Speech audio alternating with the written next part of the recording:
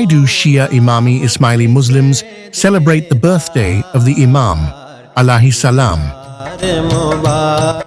The verse of light, Ayahi Nur, Holy Quran 24/35, is Nuran ala Nur, which means light upon light. It signifies that after one Imam, there will be another Imam, and in this way, after one cycle of knowledge, wisdom, guidance, and rectitude, another cycle will continue. Thus, the light of guidance that is appointed in the world by God continues in the chain of the holy personalities of prophets and imams, one after another.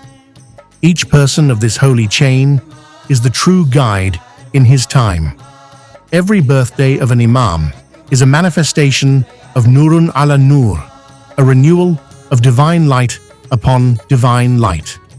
Salgira and Didar Mubarak. Mubarak